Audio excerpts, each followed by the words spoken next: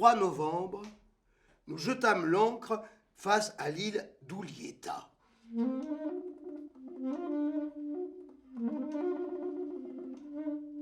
Le roi, répondant au nom d'Orea, un ancien et bon ami de Cook, rejoignit bien vite notre navire, avec à son bord des fruits et des cochons en guise de cadeau. Nous y salâmes, comme auparavant dans les autres îles tahitiennes précédemment mentionnées, une assez grande quantité de viande de cochon, et fîmes aussi des réserves d'eau fraîche et de fruits de toutes sortes.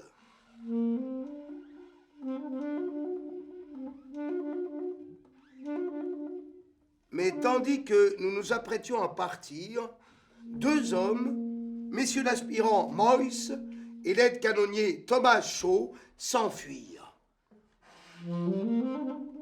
Tous deux s'étaient amourachés de femmes et pensaient devenir rois sur une île ou l'autre.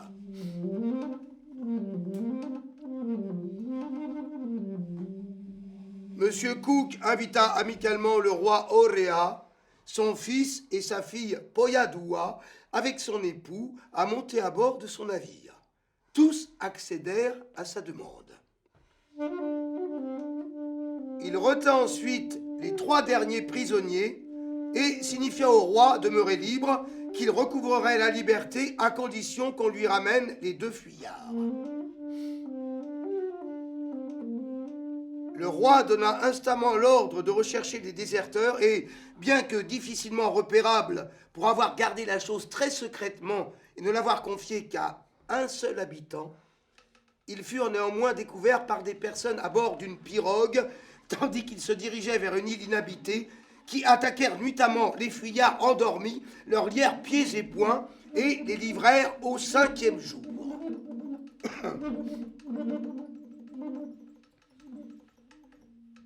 Les 2 fuyards séjournaient à au moins 8000 Allemands des navires. Et si M. Cook n'en était venu à de telles extrémités, nous ne les aurions plus jamais revus.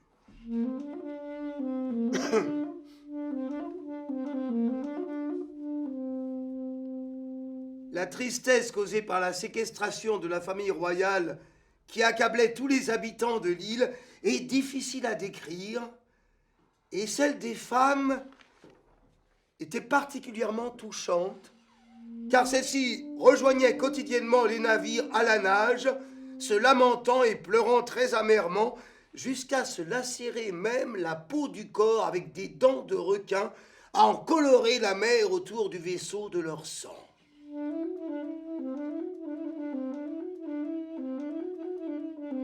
Leur joie ne fut pas moins exubérante quand ils recouvrèrent la liberté. La famille royale demeura inconsolable les 2 premiers jours de captivité.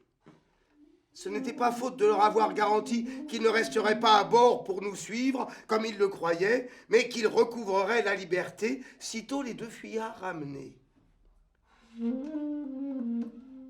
On essaya aussi de leur procurer toutes sortes de distractions, ce qui leur fit oublier leur chagrin et leur affliction. Ils mangèrent de bon cœur ce que leur apportait le peuple en des quantités considérables, et le gendre du roi me demanda même une nuit où je les gardais, lui et sa femme, s'il pouvait s'acquitter de son devoir conjugal. Comme je le lui accordais, il s'y affaira en ma présence. Et puisque M. Cook leur fit de beaux présents quand il les relâcha, ils oublièrent bientôt toute l'histoire.